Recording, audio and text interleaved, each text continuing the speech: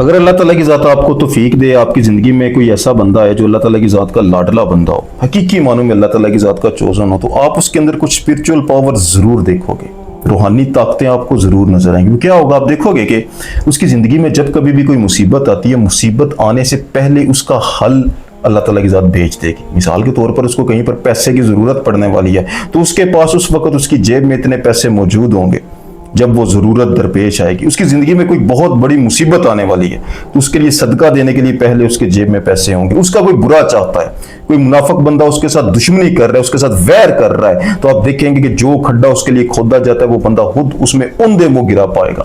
آپ دیکھو گے کہ وہ بندہ زیادہ ایفرٹ نہیں کرتا، زیادہ محنت نہیں کرتا، زیادہ پلاننگ نہیں کرتا، لیکن اللہ تعالیٰ کی ذات اس کے رزق کے وسیلے بہت وسیع کیے ہوئے ہیں۔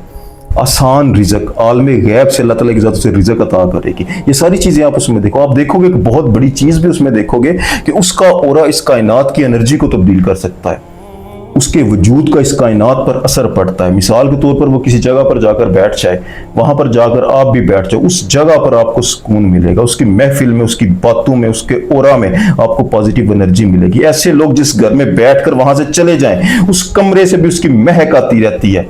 انسان جب بعد میں اس کمرے میں داخل ہوتا ہے، انسان کو سکون ملتا ہے۔ تو اللہ تعالیٰ کی ذات کے جو چوزن لاڈلے بندے ہوتے ہیں نا، ان کے اندر یہ طاقتیں ہوتی ہیں۔ یہ کیوں ہوتی ہیں؟ کیونکہ ان کے اندر کچھ عادتیں ایسی ہوتی ہیں۔ آج کی ویڈیو میں میں آپ کے ساتھ 10 ایسی چیزیں شیئر کروں گا جو اللہ کے چوزن بندے کے اندر ہوتی ہیں۔ اگر آپ بھی انہیں اپنا لو نا تو اللہ کے فضل و کرم سے آپ کی زندگی کا جو کرائیٹیریا ہے مکمل طور پر چینج ہو جائے گا۔ آپ بہت اچھا فیل کرو گے، آپ کی ذات سے بھی لوگ متاثر ہو سکتے ہیں۔ تو پہلی سب سے بڑی جو ان کے اندر عادت ہے، دیکھو، وہ جبری جو عبادت ہے وہ کبھی نہیں کرتے۔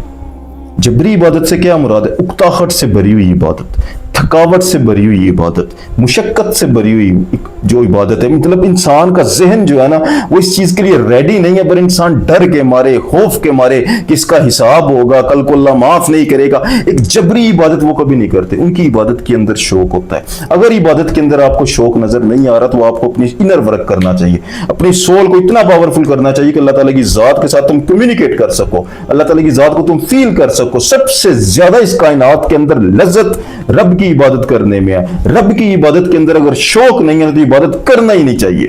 عبادت وہ عبادت نہیں ہوتی جس کے اندر اکتاہٹ اور بے چینی اور تھکاوٹ ہو۔ اللہ کا چوزن کبھی بھی جبری عبادت نہیں کرتا، بلکہ وہ شوق کے کھیل کھیلتا ہے۔ وہ گھنٹوں تک بیٹھ کر اللہ تعالیٰ کی ذات سے باتیں کر سکتے ہیں۔ کیوں؟ کیونکہ اللہ تعالیٰ کی ذات اس کو جواب دیتی ہے نا، اللہ تعالیٰ کی ذات کے وہ حصار میں ہوتا ہے۔ تو یہ بہت بڑی چیز ہے، اپنی ذات سے دور کر لو کہ تم گنتی سے باہر نکلو۔ 10 لاکھ دفعہ درود پڑھنا ہے، 20 لاکھ دفعہ درود پڑھنا ہے، 1.5 لاکھ دفعہ درود پڑھنا ہے، ایک تسبیح کرنی ہے، 100 دفعہ کرنا ہے، نہیں بھائی۔ جبری عبادت وہ نہیں کرتے، شوق سے کرو، قلبی عبادت کرو۔ آپ اللہ تعالیٰ کی ذات کو تصور کر کے، گمان کر کے ایک دفعہ بھی پڑھو گے تو اس کی لذت کو فیل کیا کرو۔ شوق ہونا چاہیے، لذت ہونی چاہیے۔ تو جو پہلی ان کی بہت بڑی عادت ہے، نمبر 2، وہ سوچ اور خیالات کی تسبیح کرتے ہیں۔ یہ تھوڑی سی گہری چیز ہے۔ دیکھو، سوچ اور خیالات کی تسبیح کیا ہوتی ہے؟ انسان کی حقیقت کیا ہے؟ انسان ایک کانشیسنیس ہی تو ہے۔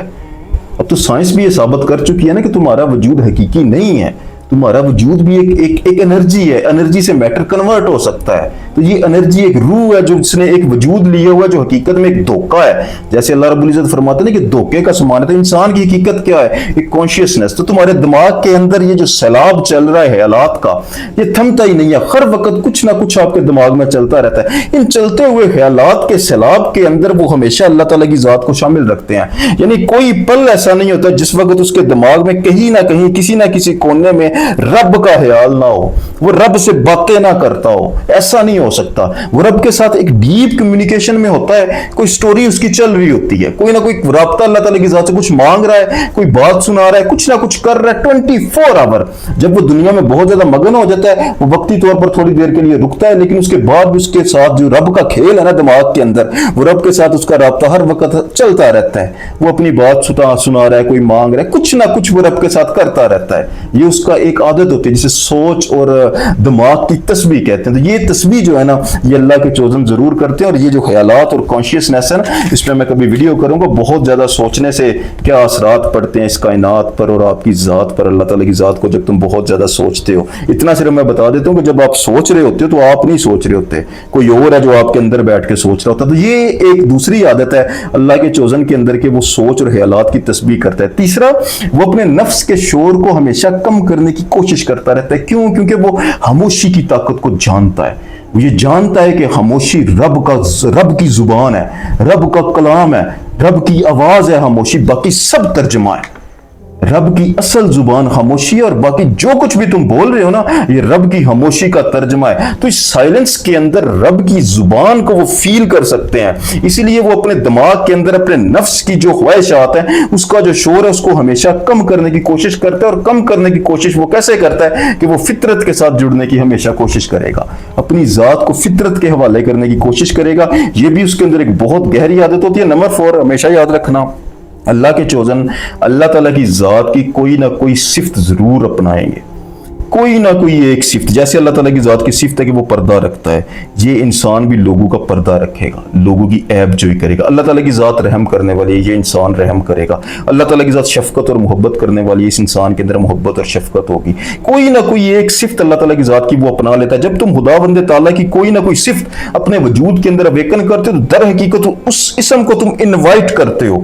وہ بہت بڑی طاقت تم اپنی ذات کے اندر انوائٹ کر رہے ہو۔ تو جب تم ایک صفت کو اپنی ذات کے اندر اویکن کرتے ہو، تو یہ بھی ایک بہت گہرا کنسیپٹ ہے کہ اللہ تعالیٰ کی ذات کی جب تم صفت کو اپنی ذات کے اندر پیدا کرنے کی کوشش کرتے ہو، تو در حقیقت تم اللہ تعالیٰ کی ذات کے اسم کو اپنی ذات کے اندر انوائٹ کرتے ہو، جو اسپرچول پاورز کا بھنڈار انسان کی ذات کے اندر لگا دیتا ہے۔ نمبر 5 ایسے بندے ہمیشہ اپنی سول کو پاور دینے کی کوشش کریں گے، سول کو غذا دینے کی کوشش کریں گے۔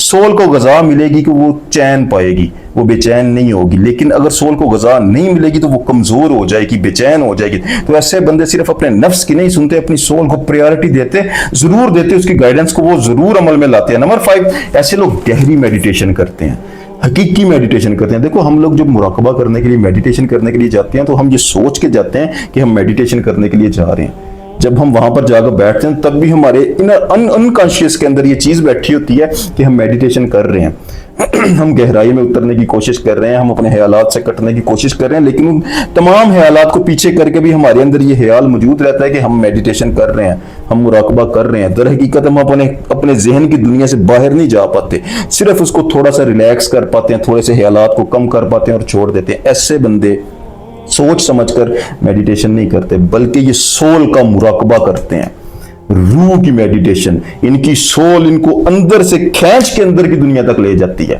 ان کے دماغ کو یہ شانت کر دیتی ہے سول۔ ایسے بندے اس چیز یہ کیوں کر پاتے ہیں؟ کیونکہ ان کی سول پاورفل ہے، ان کی سول کے اندر یہ انرجی موجود ہے، ان نے سول کو غذا دی ہوئی ہے، تو سول کا مراقبہ یہ کرتے ہیں۔ یہ بہت بڑی طاقت ہوتی ہے، اسپرچول پاور ہوتی ہے انسان کی ذات کے اندر۔ کبھی سلطان فقر کی کتاب عین الفقر کو جا کے پڑھو کہ روح کا مراقبہ کیا ہوتا ہے، انسان کو رب سے ملا دیتی ہے سول۔ نمبر 7 ہمیشہ یاد رکھنا، رب تمہارا جب بھی کہتا ہے قرآن پاک میں ہم سے بات کرتا ہے اور کہتا ہے کہ تم عقل نہیں رکھتے، کیا تم دماغ نہیں رکھتے، کیا تم سوچتے نہیں ہو؟ رب کی ذات جو ہے نا بار بار کہتی ہے تم عقل نہیں رکھتے۔ کیوں کہہ رہا ہے رب؟ کبھی غور کیا آپ نے؟ کیا تم عقل نہیں رکھتے؟ کیا تم شعور نہیں رکھتے؟ کیا تم عقل نہیں؟ کیوں کہہ رہا ہے رب اللہ تعالیٰ کی ذات؟ بار بار اللہ تعالیٰ کی ذات قرآن پاک میں آپ کو کہتا ہے، اس لیے کہتا ہے کہ اللہ تعالیٰ کی ذات آپ کو اشارہ دے رہی ہوتی ہے، بندے غور و فکر کر۔ غور و فکر بہت بڑی نعمت ہے، غور و فکر کرنے سے تیری انرجی اویکن ہوگی۔ غور و فکر کس چیز پہ کرنا ہے آپ نے؟ اس یونیورس پہ، کیونکہ اللہ فرمایا ہوگا کہ میں دکھاؤں گا تمہیں اپنے نشان افلاک کے اندر۔ تو ذرا غور کرو نا اللہ تعالیٰ کی ذات کی یہ جو یونیورس ہے، اس پر غور کر کے دیکھو آپ۔ پھر اللہ فرماتا ہے کہ میں دکھاؤں گا تمہیں نشان تمہاری ذات کے اندر، تو اپنی ذات کے اندر کبھی غور و فکر کرنا نا کہ تم کیا ہو، تم کدھر سے آگے ہو، تمہاری حقیقت کیا ہے۔ ایک جیتے جاگتے انسان، سوچ رہے ہو، بوجھ رہے ہو، سمجھ رہے ہو، اس دنیا میں تم آئے ہوئے ہو، پھر تم نے اس دنیا سے چلے جانا ہے، دوبارہ اس دنیا میں تم نے کبھی نہیں آنا، صدیاں بیت جانی ہیں، لوگوں نے تمہارا چہرہ بھی بھول جانا ہے، تمہارے والدین، تمہاری اولاد، ہر چیز تم سے بچھڑ جانی ہے، تم نے دوبارہ اس دنیا میں آنا ہی نہیں ہے۔ تو تم جو یہ تھوڑے سے وقت کے لیے زمین پر آئے ہو، تم کون ہو، تمہاری حقیقت کیا ہے، کبھی سوچا ہے؟ تو اللہ فرماتا ہے نا، کیا تم غور نہیں کرتے، کیا تم عقل نہیں رکھتے؟ تو غور و فکر اللہ کے چوزن بہت کرتے ہیں۔ آج کے لیے اتنے، جزاک اللہ خیر۔